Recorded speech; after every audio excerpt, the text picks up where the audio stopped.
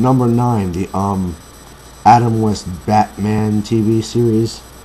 Now, this is something that my dad kind of likes the series, I guess. I don't know. Well, he doesn't like it, but he defends it by saying that this was all they could do back then. That was how the style was. I am not a merciful person. I do not hold back. This, besides Batman and Robin, is the worst thing to ever happen to the franchise. And, well, besides that and Batman Forever, I mean, Batman is not like that. Batman is not a campy villain. He's no Superman. No offense to all Superman lovers out there, but he is corny. He is a campy guy. No offense. It's the truth. But you see, Batman is a very dark hero. What makes him such a great hero is that he's not so perfect himself.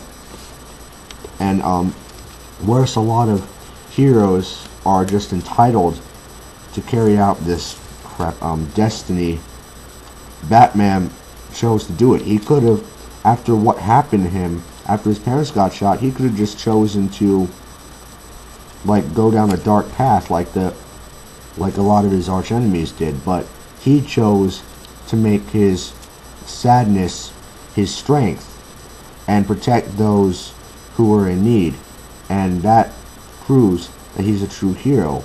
But also he needs to struggle with his dark side, because he's only a couple steps away from becoming as bad as the crazies that he hunts down.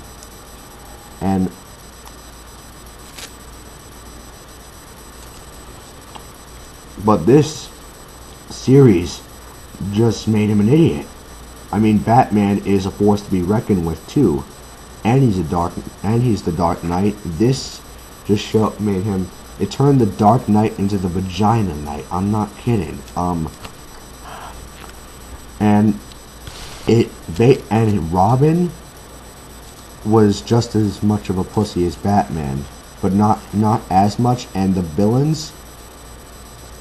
The Joker is supposed to be funny, but he's also dark and disturbed. You turn one of the greatest, arguably the greatest bad guy of all time, into just Ronald McDonald on helium.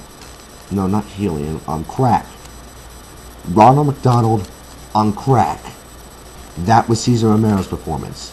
And I know that a lot of people liked his performance, and it was pretty good for the atmosphere, but I take Batman really serious. I take the Batman series really seriously, and this just does not pay it justice. It was extremely campy. It contrasts the extremely dark tone of everything that Batman has to do and what he's put up against and the risks that Gotham is put at.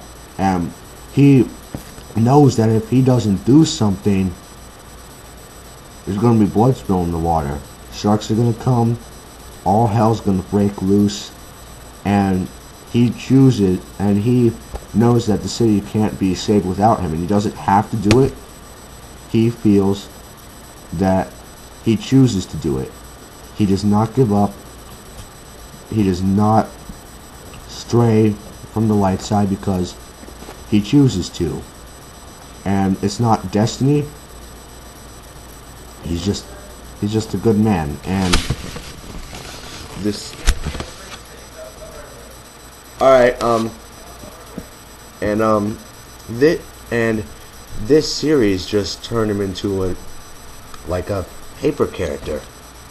In fact, everybody was a fucking paper character in this movie. It's just, in the series, they made a movie too, and it sucked as much dick as the series did. But like I said, this was pretty much their limitation back there. Yeah, this is just the bottom of my list. I'm warning you that the next one